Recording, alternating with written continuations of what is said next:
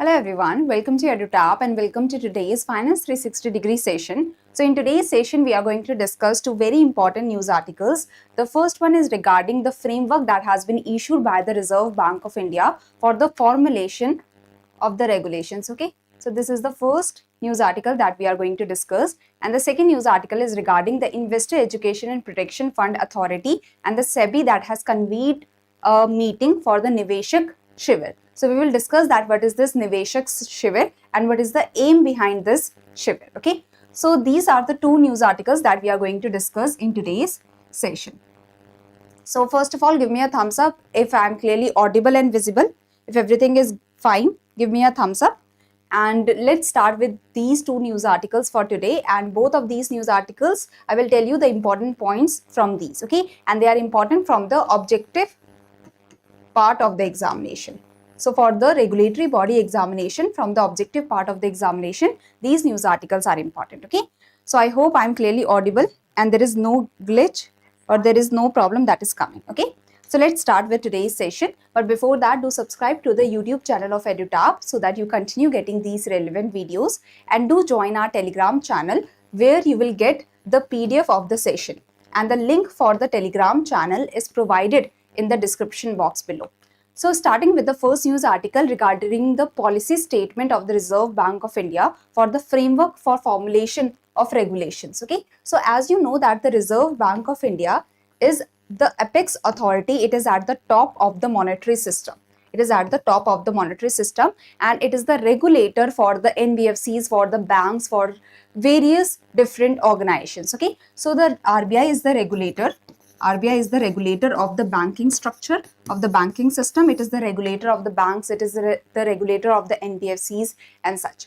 So now the RBI, it formulates the regulations, it formulates the guidelines for the regulated entities, for the banks, for NBFCs. The RBI is the one that is formulating the regulations, that is formulating the directions, that is formulating the guidelines. Okay, so now it has been said by the RBI that there is a set framework that RBI will be following for formulating the regulations or for making any major change in the regulations, guidelines, notifications and such. Okay, so this framework for formulation of regulations or formulations of notifications, the formulations of the circulars or the directions or the guidelines. Okay, so if RBI is formulating the regulations, the guidelines, the notifications, this framework for formulation of regulations, it lays down the broad principles for formulation and amendment of the regulations by the Reserve Bank of India. So RBI will be following this framework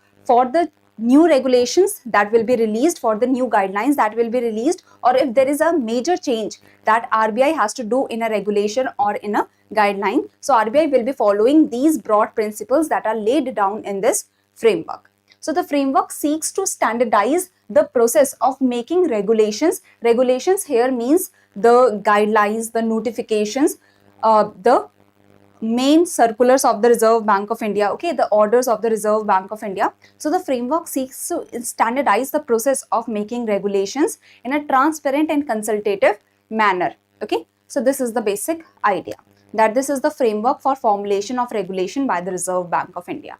Now before issuance of a regulation, before the RBI issues a new regulation, the bank shall publish the draft of such regulation along with the statement of particulars. Okay, so RBI should publish the draft of such regulation along with the statement of particulars, and the statement of particulars should include the enabling provision that provides the power for to the RBI to publish such a regulation or release such a regulation. Okay, so the RBI should publish the draft of such regulation with the statement of particulars. The statement of particulars will include the enabling provisions that empower the Reserve Bank of India to issue such a regulation. Okay, like section 14, section 15, which section of the RBI Act or which section of the Banking Regulation Act empowers the RBI to release such a regulation. The objective of releasing such a regulation as well as the guidance from the international standards setting body. So if the regulation has been released with the guidance or keeping in mind the international regulations or international best practices, so that has to be stated also. Okay, and it has to be stated that the guidance has been taken from which international standard setting bodies. Okay, the manner of implementation of the regulation that has to be stated in the statement of particulars, as well as the timeline for receiving comments from the public. So this also has to be stated. So I hope you understand that when the RBI is releasing a new regulation, so RBI has to publish the draft of such regulation for the comments from the public, as well as RBI also has to now release the statement of particulars that will include these points. Okay, now the bank shall provide at least 21 days to the stakeholders, to the public, to the market participants and members of the public to submit their comments. Okay, so at least 21 days has to be provided to the stakeholders, to the market participants and the members of the public to submit their comment on the draft. The bank shall consider the public feedback and provide a general statement of its response to the comments received. So whatever the comments have been received by the Reserve Bank of India, so RBI has to respond and provide a general statement on the comments that have been received. Okay, along with the final regulation, the RBI will have to release the general statement. Okay, so this is the basic idea. Now coming to the next point, so if the bank decides to issue the final regulation in a form that is very different from the draft, let's say the draft the RBI released, on that the RBI got many of the comments, due to which the RBI changed the final regulations, and now the final regulations are very different from the draft.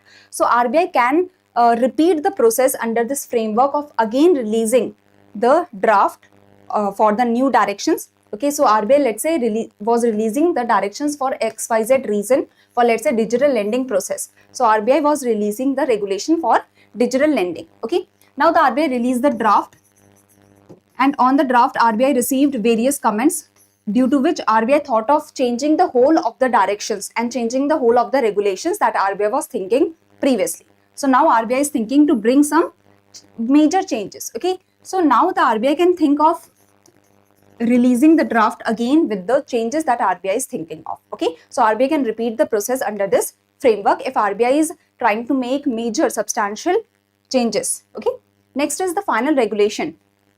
The final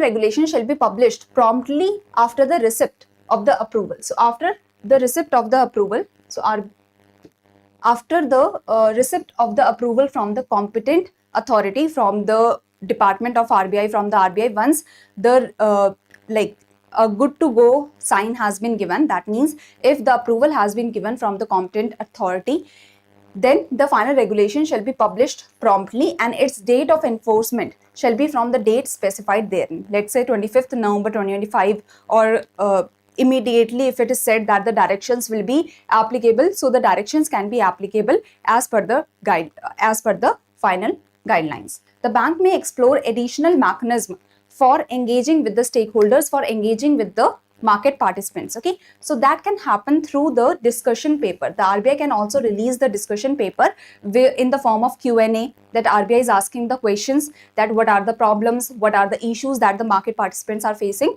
So discussion paper can be released by the Reserve Bank of India before releasing the draft directions or before releasing the draft regulations. Okay, so RBI can issue a discussion paper eliciting response to issues, that what are the issues the market participants are facing and such, and the questions. For consultation, the RBI can release the discussion paper, and after getting the response on the discussion paper, the RBI can then prepare the draft of the regulation. Okay, so this is the idea. Now, impact analysis of the regulation, the RBI also has to do the impact analysis of the regulation.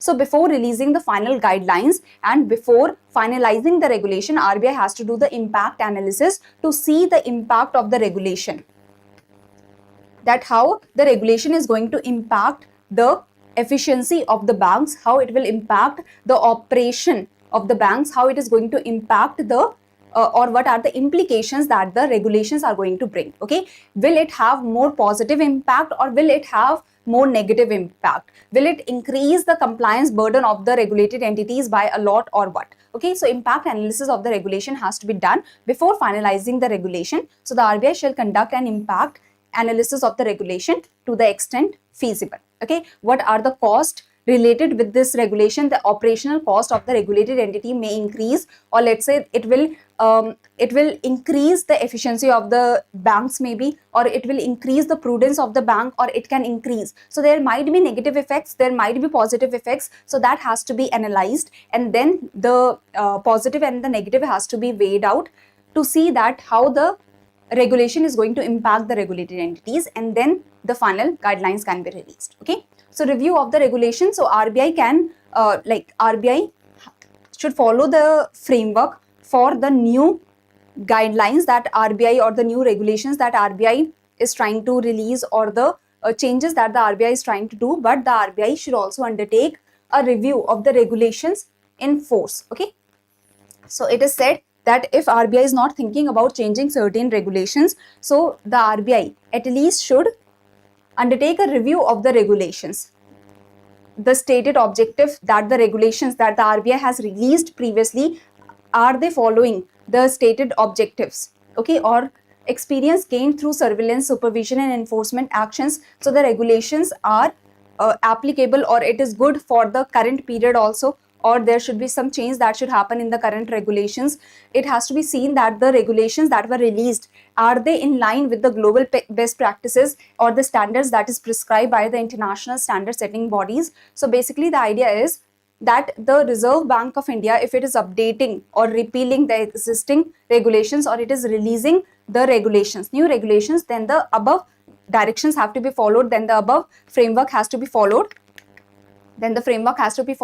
but it shall also be done that periodically RBI should undertake the review of the current regulations that are in force, so that the RBI can understand and the RBI can periodically do the review that the directions the banks are following or the regulated entities are following, are they in line with the international standards, or are they still good in the current period or not? Okay, next is non-applicability on certain matters. So the above framework, this whole framework is not applicable on the internal matters of the Reserve Bank of India. So basically there are certain areas where this framework is not applicable, such as internal, administrative or organizational matter as determined by the Reserve Bank of India. Okay, or a procedural matter which does not result in any substantiative change or impact in any of the existing regulations. So basically if RBI is doing a minor change in the regulation, then the RBI will not release the draft regulation or such. When the major change is done by the RBI on the current regulation, or when a new regulation is released, then only there is the requirement of the draft that has to be released. Okay, so basically if the directions are related or the regulations are related to the internal, administrative or organizational matter as determined by the bank, there is no need for the framework to be followed. Or if it is related to small changes, then also there is no need to bring the draft and follow the whole framework. As well as where the directions are not general in nature. Let's say the RBI is only releasing a direction for a particular bank, let's say for a cooperative bank, or let's say for a particular XYZ bank. Let's say XYZ bank has done some mistake and RBI is releasing some directions for this XYZ bank. So these directions has not to be consulted with the public or with the stakeholders basically in the market. So if the directions are not general in nature, in that case also the above framework has not to be followed. The bank may, after recording reasons, release with or suitably modify any or all provisions of this framework. So that means the RBI has the right to change the framework, to modify the framework on the basis of the requirement that RBI feels. So RBI has that power that RBI can change the framework also. Okay. So notwithstanding anything contained in this framework, a regulation which is in force currently, if the regulation is in force currently, so it will remain in force. It's not like that again the RBI will have to release all the regulations as per the framework. It is not required. And it is also said that let's say the RBI has skipped any one of the process as per the framework, but still RBI has released the regulation, so that will also be viable. Okay. So no regulation issued by the bank or any action taken under this framework shall be invalid merely by reason that the RBI has not followed the complete framework. So basically, even if let's say one step of the framework is missed, or even if a few steps of the framework are missed and the RBI has released a new regulation, then also this regulation will be viable. Then also this regulation will hold value because RBI has released it. So it's not like that RBI is not following a particular step of the framework, so the regulation will become invalid. That will not happen. Okay. So this is the basic idea. Now, any confusion in the first news article?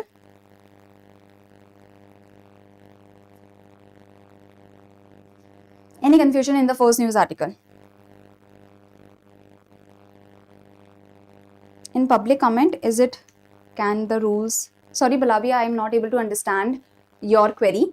Kindly rewrite it. Okay. Any confusion in the first news article?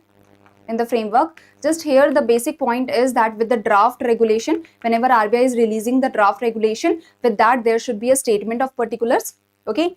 And 21 days, at least 21 days has to be provided for the public comments, as well as here it is just theoretical, nothing of much, like impact analysis has to be done before the finalization of regulation. So this is a little important. And then where the provisions will not be followed, so that is important. That's it. Okay. Let's move forward.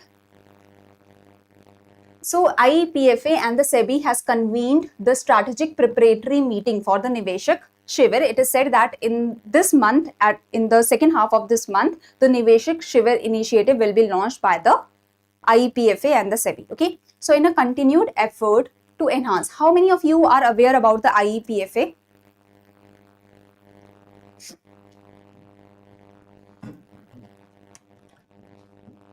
How many of you are aware about IEPFA? Anyone? Okay, let's say that there are unclaimed deposits. Okay, so there are unclaimed deposits. Unclaimed deposits are those deposits that have not been claimed for how many years? Can anyone tell me? And in the RBI Grade B examination also a question came from the unclaimed deposits and such. So unclaimed deposits are those deposits that are not claimed for how many years? Let's say the fixed deposit, it matured in 2000. It matured in 2000. Now this fixed deposit is unclaimed deposit. It matured in 2000, but still it has not been claimed. So unclaimed deposits are those deposits that are not claimed, for 10 years. Okay. And then there are the unclaimed shares or the unclaimed dividends. First of all, what are dividend? Let's say profit is divided into three parts. Okay. From the profit, the firms or the companies have to pay corporate profit tax. Okay. From the profit, the firms keep undistributed reserves.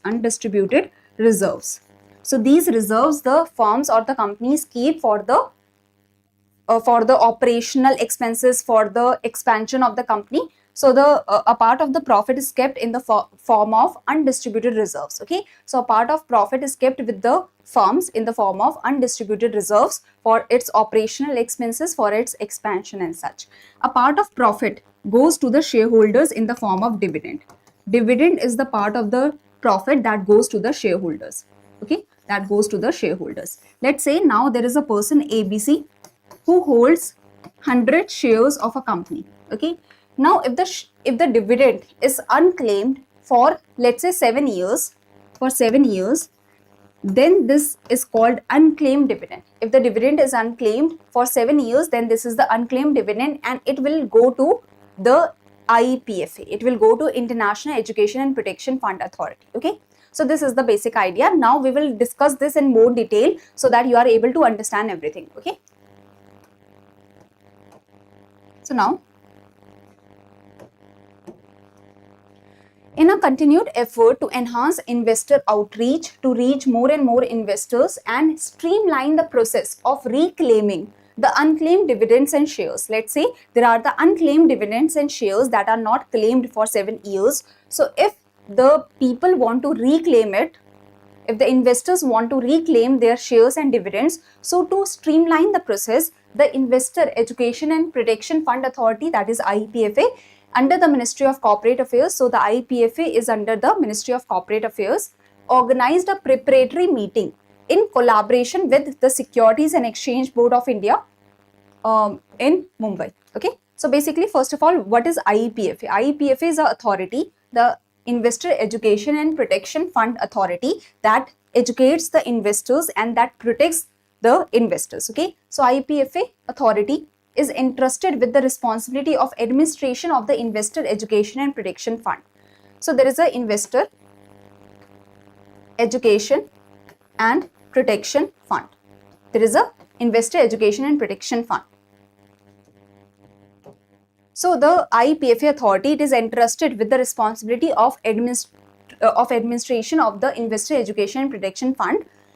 This is a fund where the unclaimed shares, unclaimed dividends go. So this is the fund where the unclaimed shares and the unclaimed dividends, if they are not claimed for 7 years, so they go to the fund. Okay, so if the shares and the dividends, they are not claimed by the investors for 7 years, so these shares, these dividends go to Investor Education and Protection Fund, that is managed and that is administered by the authority, by the Investor Education and Protection Authority.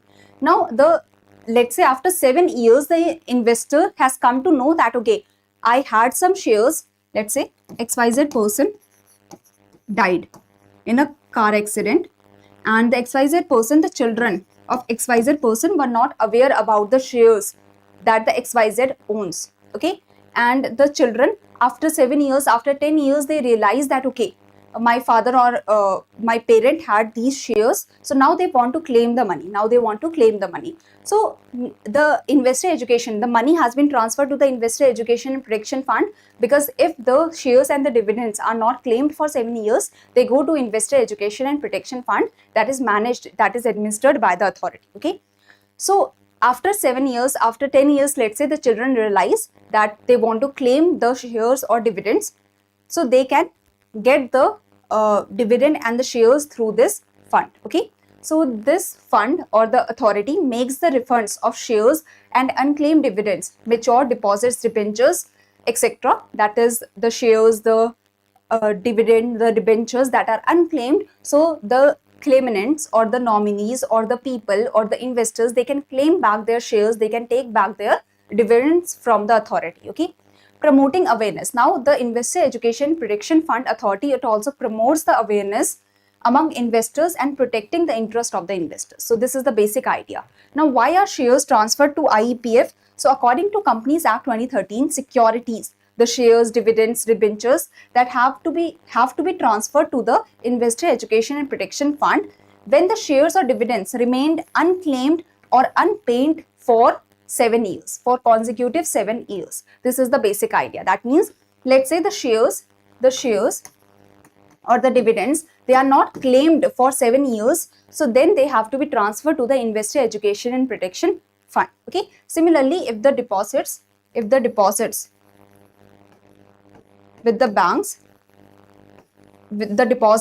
banks, if they are unclaimed for 10 years, then it has to go to which fund, that you have to tell me in the comment section below. Okay, so if the deposits with the banks, so basically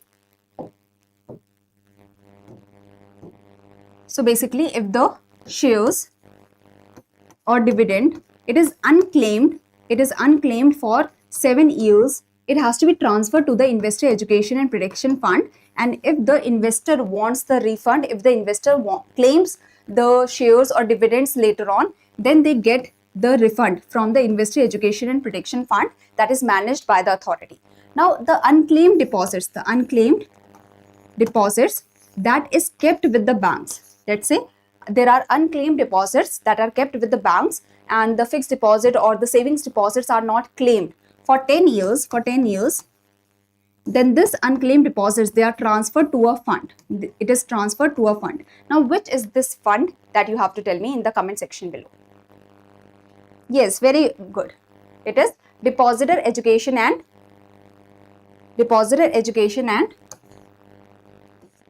Awareness Fund. Okay, Depositor Education and Awareness Fund. So the unclaimed deposits, if it is not claimed for 10 years, so the deposits with the banks that are not claimed for 10 years, they are transferred to the Depositor Education and Awareness Fund. Okay, so this is the idea.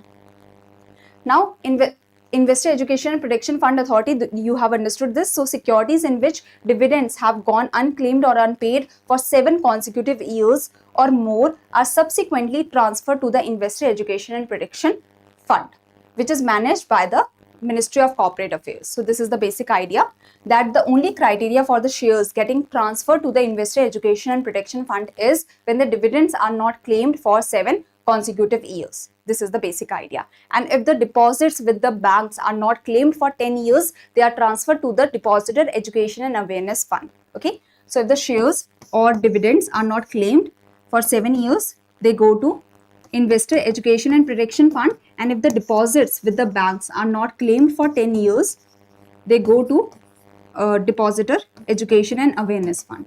Okay, this is the basic idea. Now coming to the news article, the strategic meeting has happened between the SEBI and the IEPFA. It marks a crucial milestone in the rollout of the Niveshak Shivir. So you must have heard about the blood donation camps, that is Raktdan Shivir. That is the blood donation camps. Similarly, it is said that now we will have Niveshak Shivir. Niveshak Shivir means it is the camps that will be organized for the investors. Camps that will be organized for the investors. So that is Niveshak Shivir.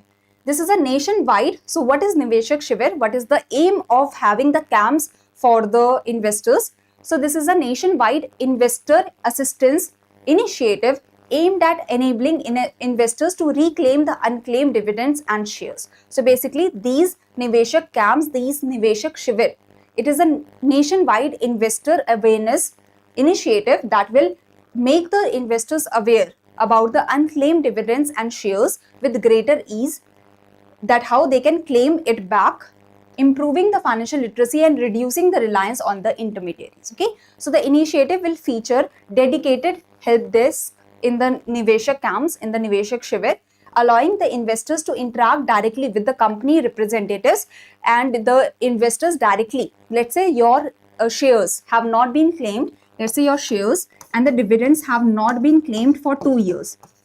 So you can directly, you will have to directly connect with the company, that because right now the company has the shares, the company has the dividend. So the shares or dividends, they only go to the Investor Education and Protection Fund when they are not claimed, when they are unclaimed for 7 years. If they are unclaimed for 2 years, 3 years, 4 years, 5 years, 6 years, so they remain with the company itself. Okay, so if you have not claimed the shares or dividends for a period of 2 years, 3 years, 4 years or so, you will have to interact with the company that now how you can claim it back, how you can get the shares or get the dividends that you have not claimed till now. Okay, so the initiative will feature the dedicated help desk, allowing the investors to interact with the company representatives and the registrars and the transfer agents for end-to-end assistance, that how they can reclaim their unclaimed dividends and shares. Okay, so this is the idea. Now, registrar and transfer agents are SEBI registered entities that provide service related to share registry. So registrar and transfer agents, they are connected with the company and they are the intermediary for the company. So the company hires the registrar and transfer agents, that are the intermediaries, that are the SEBI registered entities. So registrar and the transfer agents, they maintain the share registry, that which entity owns how many shares, which person owns how many shares of the company. Okay, and they also help in the share transfer activities on behalf of the companies that have issued shares to the public. So the registrar and transfer agents, they are the SEBI regulated or SEBI registered entities that provide services related to maintenance of share registry. So they have the record that which entity, which person owns how many shares, and they also help in the transfer of the shares. So this is the basic idea. Anyone confused about Niveshak Shivir?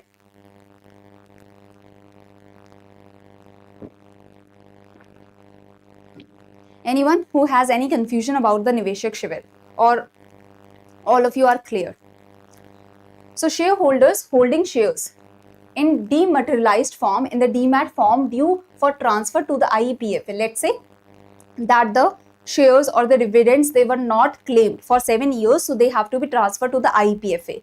They are encouraged to contact the respective company directly for clarification and support. So before the transfer of the shares or dividends to the Investor Education and Protection Fund, before that the shareholders will be connected with, and they will be connected with the company, that how they can take the support, how they can claim their shares and the dividends. Shareholders holding shares in physical form should verify the status of their shares on the IEPFA website. So they can check their status on the IEPFA website. So IEPFA provides a search facility that enables shareholders to check whether their shares have been transferred to the IEPFA or are still with the company. So that you will have to connect with the company if your shares are with company and you have not claimed it for, let's say, 2 years, 3 years, 4 years, 5 years. If you have not claimed the shares or dividends for 7 years or more than 7 years, then your shares will be with the IEPFA. So the IEPFA has a search facility through which you can check that your shares are currently with the company, your unclaimed shares are with the company or with the IEPFA. Okay, so this is the basic idea. Now shareholders holding the shares in the physical form, they can also verify the status of their shares through the IEPFA website. If the shares have already been transferred to the IEPFA, to the Investor Education and Protection Fund, they can initiate a claim by filling the form IEPF 5. So the investors, if they want to claim their shares from the Investor Education and Protection Fund, they have to fill form IEPF 5. Okay, so this is the basic idea. Now Niveshak Shivir initiative will commence later this month in Mumbai and Ahmedabad, in which the camps will be organized by the IEPFA in the Mumbai and Ahmedabad areas, so that the investors are made aware about that how they can claim back their shares, how they can claim back their dividends from the company, if the company is holding the shares and the unclaimed dividends, or from the IEPF, if the IEPF or the Investor Education and Protection Fund has the shares and the dividends. Okay. Now, initially, the Niveshak Shivir is starting from Mumbai and Ahmedabad. Later, it will expand to other cities with high volumes of unclaimed investors. Okay, so from where it is starting, that you have to also remember. This is all for today. Any confusion in any part? Clear? So now, this is the first question, but before answering this question, let me tell you that if you have the problem in answer writing and you are very confused that how to do the answer writing, so you can see the Perspective 360-degree series on YouTube that is provided on Monday, Wednesday and Friday at 5 p.m. Jaskaran sir takes this Perspective 360-degree series on Monday, Wednesday and Friday at 5 p.m. and he tells you the art of writing the answer. He also provides you with the current topics, with the current reports. That is quite a news, and he tells you that how you can write the answer if a question comes from that report. He also gives the homework question, the homework descriptive question, for which you can write the answers in the comment section below of the Perspective 360-degree series, and your answers are evaluated free of cost within 24 hours. Okay, so this is the basic idea, that Perspective 360-degree series, this is for your answer writing help.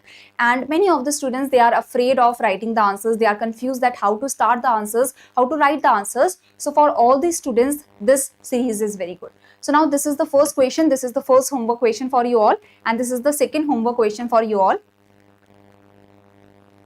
So I hope you will be able to answer both of these questions. Okay, so this is it for today. Thank you very much for joining the session. I was feeling a little my head is a little heavy. So I hope I was able to clarify all the things today. And if there is still any confusion, you can write in the comment section below. So thank you very much for joining the session. And if you have any questions, you can write in the comment section below, and do give me the right answer of the homework question. Thank you everyone. Thank you for joining.